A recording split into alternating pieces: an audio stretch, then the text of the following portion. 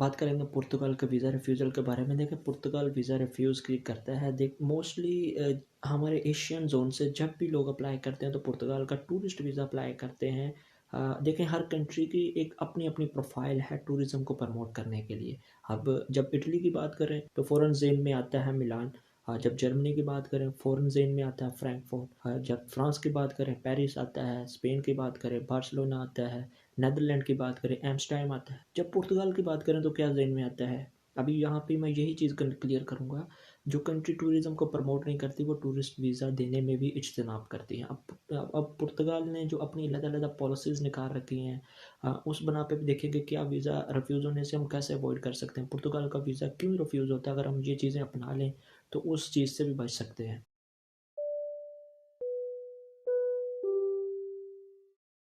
Hello everyone, welcome to the visa consult. बात करेंगे पुर्तगाल का वीज़ा रिफ्यूज़ल के बारे में। पुर्तगाल का वीज़ा जो रिफ्यूज़ होता है टूरिस्ट कैटेगरी में मोस्टली रिफ्यूज़ होता है, दूसरी कैटेगरीज में बहुत कम रिफ्यूज़ होता है। इवन दो स्टूडेंट वीज़ा भी बहुत कम रिफ्यूज़ होता है।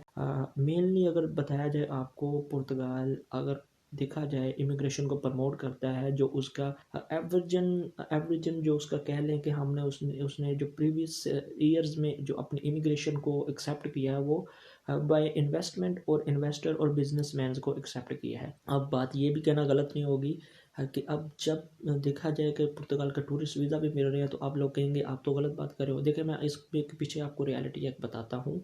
जब लोग यूरोप का वीज़ा अप्लाई करते हैं, फ्रांस का कर लिया, नीदरलैंड का कर लिया, जर्मनी का कर लिया, इटली का कर लिया, स्पेन का कर लिया, उन किसी कंट्री में से भी एक कंट्री भी कोई उनका वीज़ा रिफ्यूज़ कर देता है, देन लोग फिर अप्लाई करते हैं पुर्तगाल का। क्योंकि इमिग्रेशन को सेटिस्फाई करने के लिए वीज़ा एक ही होता है। किसी भी तमाम कंट्री का किसी एक का वीज़ा ले लें, पूरे शेंजन जोन में उस एक वीज़े से आप विजिट कर सकते हैं।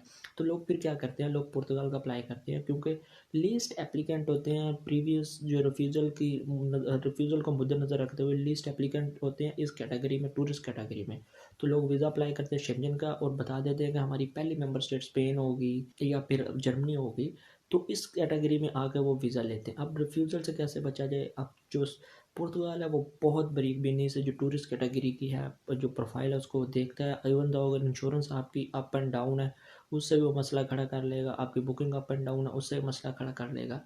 आपकी flight reservation up and down है उससे भी मसला खड़ा कर लेगा। आपके होम टाइज़ है उससे भी मसला खड़ा कर लेगा। ये इतना ईजी नहीं है कि पुर्तगाल का वीज़ा आसानी से लिया जा सकता है जितनी आसानी से टीआरसी ली जाती है। बट मैं आपको कुछ चीज़ें बता देता हूँ। अगर आप उन चीज़ों को अच्छी तरह से प्रिपेयर करके यहाँ पे प्रेजेंट होकर अपनी फ़ाइल जो सबमिट करवा देते हैं तो आपका जो रिफ्यूज़ल से है वो बच सकता है। आपने कोशिश करनी है अपनी बैंक स्टेटमेंट अच्छी से अच्छी प्रोवाइड करनी है विद रिटर्न्स के साथ, और रिटर्न्स भी प्रूफ दे कि ये स्टेटमेंट बिल्कुल जेन्युइन है। आपने वो वाला चक्कर नहीं करना डेली वेली वाला। आपने एक स्ट्रॉन्ग प्रोफाइल के साथ इसको चूज करना है, अदरवाइज आपको वो फिर पुश बैक कर देगा रिफ्यूजल दे के। तो आपने इसकी और कैटेगरी में भी अप्लाई कर सकते हैं, जैसे स्टूडेंट में है, उसके बाद इन्वेस्टर में है। आजकल तो जॉब सीकर्स का भी इसने बहुत सारा रफड़ा डाला हुआ है। हर एक में से दो यानी 50% लोग वो जॉब सीकर का वीजा लेकर फिर रहे हैं। पाकिस्तान में 22 करोड़ में से आप समझ लें 11 करोड़ अगर वो लेके फिर रहे हैं तो इंडिया में 125 करोड़ में से कितने लोग लेकर फिर रहे होंगे। तो आजकल तो वो चीज़ भी इसने बहुत कॉमन कर दिया, क्योंकि ये जिस चीज़ को प्रमोट करता है उसको इतनी हाई लेवल पे लिया जाता है और उसमें से अपनी sorting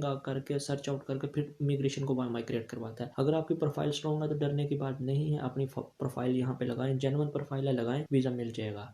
so best of luck, मिलते हैं। तो आज तक के लिए इतना ही। उम्मीद करता हूँ आप इस वीडियो से समझ गए होंगे। तो आज तक के लिए इतना ही, मिलते हैं नेक्स्ट वीडियो में। तब तक के लिए अल्लाह।